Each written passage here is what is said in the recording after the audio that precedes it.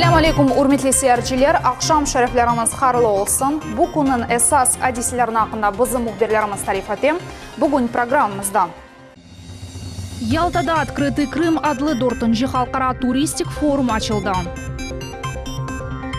Borçukra kasabasında çok beklenilgen svetofor yerleştirildi.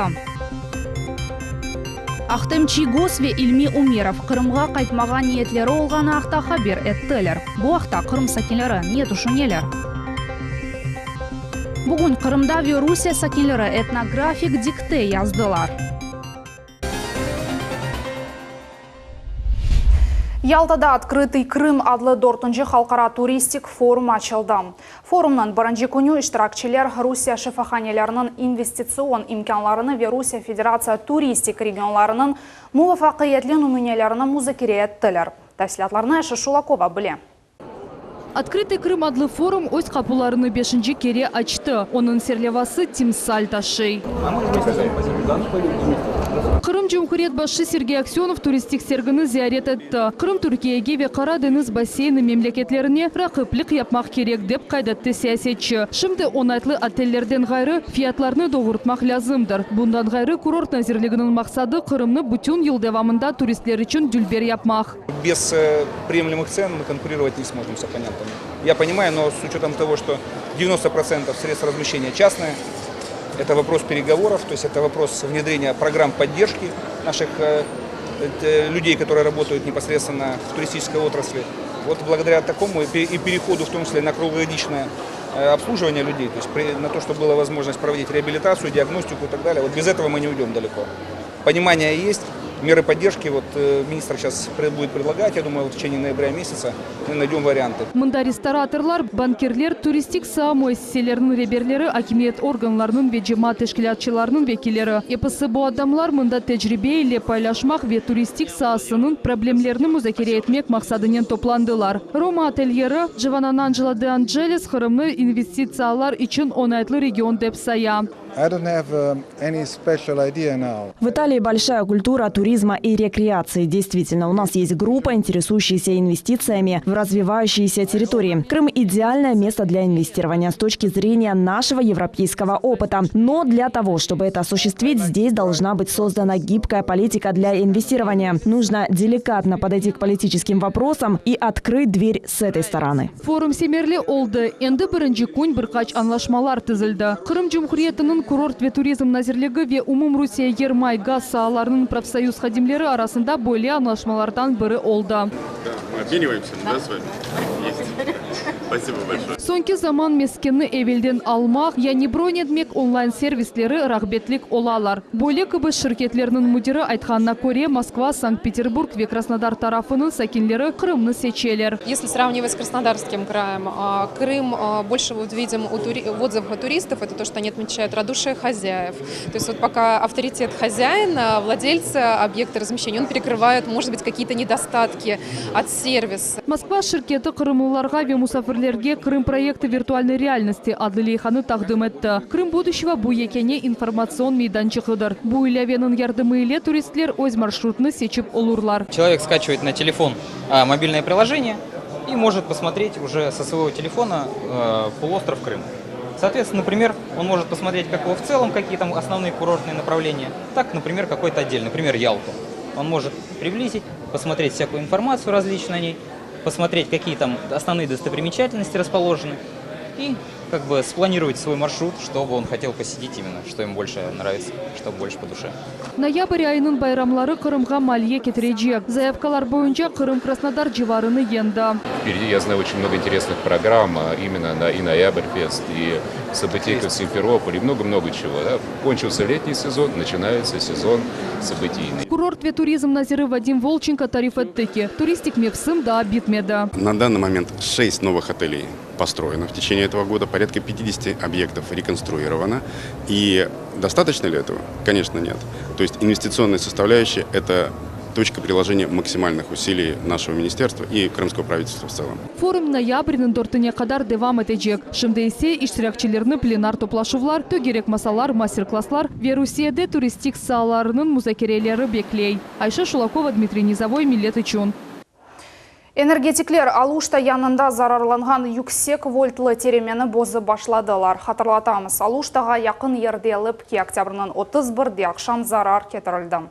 ФСБ бұл зарарны диверсия деп адлады ве жинайы иш açtı. Теремеден ғары диверсиялар нәтижесінде Алушта районында экі газ yolu мақсус бозылды. Бүгін акимет хабер еткеніне көре Женюбей ялыдаки газ yolları толу шекілде ғарыдан тікленілді. Қырымға Русия акиметінің рейс муавені келді. Ольга Голодец Ахмежитте тибби меркез құручылық ішлеріні зерет етті. Тәсілатлы Жалиме Кайбулаева. Зимашка адына чоқ жетлі Жумхури тибби меркез зеретінің бірінші объекті олды. Ольга Голодец ве Сергей Аксенов құручылық ішлеріні зерет етіп, мутехасыслар иле субет кечірділер. Бұл объектінің фияты 9 миллиард рублені тешкілетті. Бүгінгі күнге котлован әнді азыр темел плиталар ерлештірілуі 70% бежерілді. Демир каркас азырлана. Набирайте оборот, очень важный для объекта региона. Не подведите. Нет, все в работе. Здесь рисков по этому объекту нет. Sonra Rusya Federatsiyasының баш назирі ве Қырымбашы Грибочек адлы 348 ерлі балабақчасына yol алдылар. Бинаны бақып чықтылар ве балаларнен лаф еттілер. Бұл оқу видаресінде епсі кереклі донатмалар бар. А моё за ним. Ой, как интересно. Бұнен берабер 6-й Санлы Ахмеджит клиник хастаханесінің әжелі ярдым бинасындаки яңы донатмаларына рентген кабинетна, нейрохирургия бөлігін амелиятхане ве дигер бөліклеріне бақып чықтылар. Нейрохирургия бөлігі 2 ел әвелісі тешкіл әтілген еді. Бүгін бұл меркез яңы земаневи донатмалар или темин әтілген. Очень внимательно смотрели развитие здравоохранения, потому что здравоохранение – это такая самая серьезная точка для развития в Крыму. Больница строится, и Сергей Валерьевич постоянно бывает на объекте. Мы сегодня убедились, что объект по строительству идет четко в графике. Посетили больницу скорой помощи, и что меня порадовало, коллеги выбрали очень разумный путь развития. В первую очередь это технология. Ахмеджит Тижари Ихтисади колледжі Вечаковский адына Ахмеджит музыкаль оқу юртлары да дыққасыз қалмады. Яңы спортсалон, ашхане, сыныфлар, халық чалғалетлеріні бақтылар. Sonra тәлбелер иле субетлешіп, оларның білгі севесіні көрділер.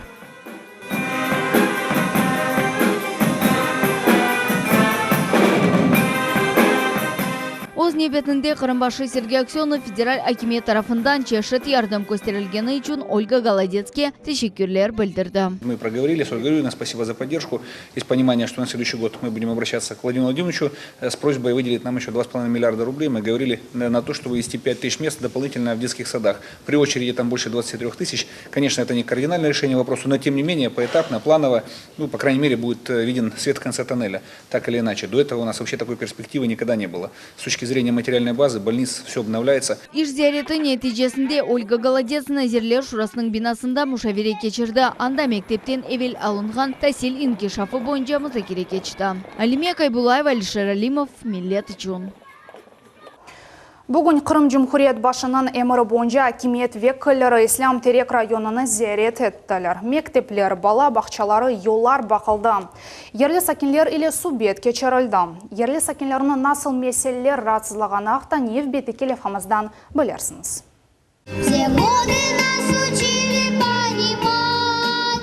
Бүгін Сейт Әли көйіні мектебінде ақиқи байрам, о елі яшыны толдырды. Юбилейге бұтын көй топланды десек yanlış olmaz. Да бір мұйым себе бұ ярамысыр әвелсі ұзақ 1967 сене біздің ватандашларымыз елі васиет етілген капсула açılıvы.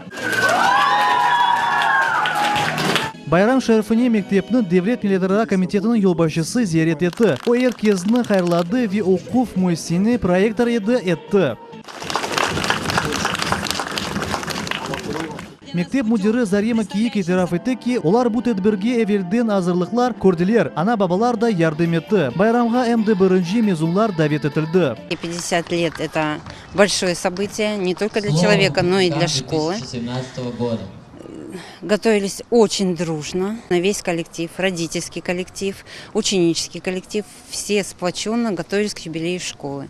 Ну и нашли мы первых выпускников школы, которые приехали для вскрытия капсулы. Bundan son Devlet Milletara Komitetinin başı Qaragöz koyunda gражданларның kabul etті. Yerli sakinler ile keçirilgen subjet devamında çeşitli sualler ve meseleler seslendirildi. Bu gражданлык реабилитация akta vesiqalar elde edilüvi meske meselesi adlevi mesliyatlar ve çukusu degirler. Alime Mustafayeva mesken elde etmekte yardım sorap müracaat etti. O birinci grupa sahtı. Onun közleri zayıf. Kızı ile beraber 10 yıldan ziyade kiralık kvartirada yaşamağa mecbur. 10 лет уже стою на квартирном учете и как бы есть продвижение, конечно, люди получают, но вот я сегодня приехала уточнить, как будет продвигаться дальше, и хотелось бы получить, конечно, жилье. Сказали, что рассмотрят и постараются нам помочь в ближайшее время. Devlet Milletara Komitetinin reisi Linur Abdurahmanov haber etti ki komitet mektepke yardım göstermege hazır. Bu donatıluf ve inkişaf yönelişi. Memur emdi yardım sorap müracaat etken sakinlerinin bir sualını nezaretke aldı. Очень порадовала атмосфера школьная директора, как все организовано на высшем уровне. Многое внимание уделяется спорту в этой школе, что особенно порадовало. Кроме того, также выявили ряд проблемных вопросов, которые будем дальше сейчас разбираться в этом. Сегодня идет плодотворная работа в рамках приема граждан, выслушиваем людей, текущие какие проблемы, и обязательно будем на контроль каждый вопрос брать. Vatandaşlarımız ile daimi subjekte bulunmak, verkezne işitmek için Devlet Milletara Komitetinin başı böyle çıkışlarını muzatam surete geçirmege planlaştıra. Hasan Bebulayev, Ivan Yevdokimov, Millet Teлеканалы. Cumhuriyet başı Озюде İslam Terek rayonuna ziyaret etti. Çıkış ketiş şartında Sergey Aksyonov Çedlebi 50 koy mektebinde bulundu. Mektep müdiri okuf muassesede olğan meseleler haqda tarif etti. Bundan geri Cumhuriyet başı Çelebi 50 kitapxanasını ve başka ictimai obyektlerini ziyaret etti. Kırım başı emde yerli sakinler ile subjetleşti, onlar bu koydaki meseleler ile paylaştılar. Akmezjit'te Borçukra kasabasının yanındaki Sevastopolska ve Karadeniz sokaklarının çatışmasında çok beklenilgen svetofor yerleştirildi. Yerli sakinler ile ölüm yolu dep adlangan yer xavfsiz oldu. Endi yolunu korkmayıp geçmek mümkün. Aydavcılar ise kasabadan rahat çıkarlar.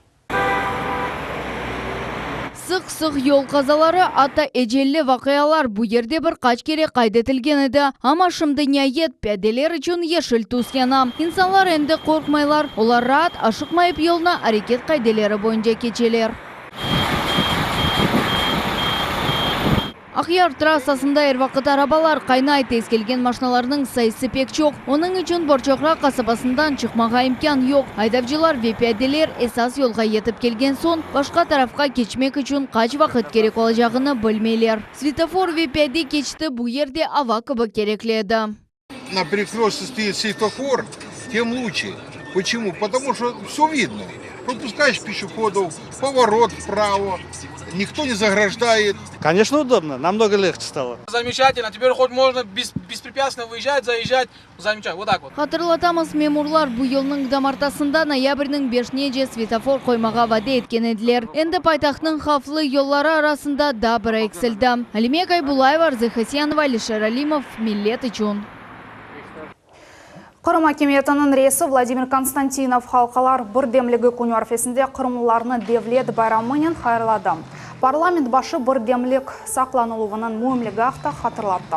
Vladimir Konstantinov polis xadimlerine, ressamlarga, yazıcılarga ve şairlerge olar kazangan mükafatlarını taqdim etti. Канун Дня народного единства мы встречаемся в этом зале, награждаем наиболее отличившихся крымчан, говорим о движении нашей республики к новым победам и новым высотам. Это уже стало доброй крымской традицией. О том, насколько важно для нас сохранение единства, лучше всяких слов говорят поступки крымчан, их упорство в отстаивании своих политических идеалов. Akmezjit'te halk birdemligi kunine bağışlangan matbuat konferensiya olup geçti. Tedbir Akmezjit, Moskva, Kazan şehirleri arasında video kupür şeklinde geçirildi. Merasim keçirilivinin maksadı regionlar ile işbirlik kurmaktır. Toplaşıp ketişatında milli cemiyetler ve anonimi konfessiyalar liderleri tuvgan til öğrenilüvi hakimiyetinin devlet institutları ile beraber iş alıp barılığı gibi mühim suallarını müzakere ettiler. Завтра замечательный праздник, и в преддверии этого праздника мы очень часто особенно ощущаем, может быть, остро тему единства. единство, к которому мы стремимся, которого мы хотим достичь, и действительно можем достичь его, с моей точки зрения, только через совместную работу, только через совместные действия, через совместные проекты, через совместный путь в будущее. Это очень важно. Межнациональное согласие, которое мы все строим, это не прерогатива чиновников, это в первую очередь должно идти в общественную среду, потому что это именно та среда, из которой выходят чиновники, учителя, работники, общественные активисты, которые вот с подобных площадок могут говорить о том, насколько комфортно нам в этой среде. Бүгін Қырым сакенлері этнографик дикте яздылар. Эпосы стеклер иштирак ете білділер. Оларының арасында кемет векалері де олды. Ярымыда сакенлері Русияде ве Қырымда яшаған халқларының медениетіні, урф әдетлеріні ве ань-анелеріні не қадар яқшы білгенлеріні ақта София Шукурованың лефасында. На всю округу наша песня слышна, народов много, страна одна.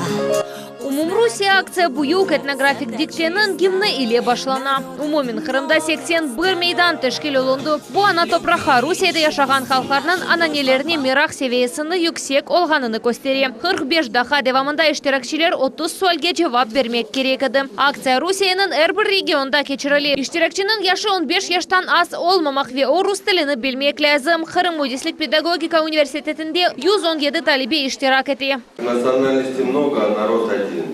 Поэтому, ребята, вот с этой целью проводится этнографический диктант, чтобы вы могли глубже интегрироваться, понять культуру других народов. Вот такого взаимопонимания, такого мироощущения друг друга, наверное, нет ни в одном уголке всей планеты. Поэтому, дорогие друзья, я желаю вам успехов. Я думаю, что для наших студентов, где действительно наш вуз очень многонационален, и это действительно сплочает наших детей, и я думаю, мы будем жить действительно в мире, в добре, согласии. Пусть будет для наших детей это вот первые такие шаги добра, любви. Экинчи курс студенты Алиме Минасова этнографик диктеде буюк авесликелі иштирак етмеге разы олды. О айтаки бөлі акция Қырым үшін пек мерақлы. О башқа миллет векелеріне хомшу медениетлерінің таныш олмаға ярдым еттер деген үмітте. Бүгін университетімізде пек мұйым мирасим кечірілген. Мен білесем бұл мирасим бүтін халқлар үшін пек мұйымдыр ве мирақлыдыр. Бүгін біз бүтін Русия Федерация халқларына қында чоқча білдік. Буюк этнографик дикте адлы Умумрусия акцияда Русия Федерациясының Девлет Дума мебысы Руслан Балбекте иштирак етті. Мемурайта мектепте оның ән севімлі дерсі эсапыды, ама этнографияның әр вақыт мерақланайды. Бу мерасим әрбір Русия или граждан үшін имеетлидер. Как написал, я думаю, должны оценить. Конечно же, волновался, но в целом считаю, что очень важное событие для Крыма это впервые для нашей необъятной России. Каждому человеку, наверное, важно найти ответ на вопрос, кто мы, зачем мы здесь и какое у нас будущее. Вот, поэтому невозможно ответить на этот вопрос, не зная своих корней, не окунаясь в прошлое, потому что прошлое дает нам настоящее и определяет наше будущее. Умумрусия акцияның нәтижелері бұл сене декабрьнің 12 күні белли олacak. Sonra этнография бойынша оқу программаларға денішмелер көрсетілəcек. София Шукурова, Дмитрий Низовой, Миллет үшін. Бүгін Қырымнан Чешит шәрлерінде этнографик дикте yazıldı. Қайт etmelimiz, Сақ шәрінде бұл мейдан ең бұйық олды. Қырымда ве Русияде яшаған халқлар ақта ось бөлгілеріні 160 сакен тешқарды. Этнографик дикте бүгін тек Русияде дегіл, Азербайджан, Эрмистан, Ақ Русия, Қырғызстан кібі мемлекетлерінде кечті. Дорт күн девамында Аңғара перевалында яғанақлар рекорд дәрежеге етті. Бұл 125 мм қар. О 2 айлық нормадан зиядедір. Бұл ақта Қырым гидромедцентр идаресінің ребері Татьяна Любецкая тарифатты. Кечкен сенеде октябрде әнді қар яғаны да, ма бұл қадар дегіл. Шымды Аңғара перевалында қарарының қалынлығы 45 сантиметрге етті. Ава арареті перевалда 6 градусқа же қызды. Оның үшін қар ере. Более ликнин янымыз сонuna айтым, мен сізге яқшамлар тілейім, евлеріңізге дайма хаберлер келсін, бізілі олмыз.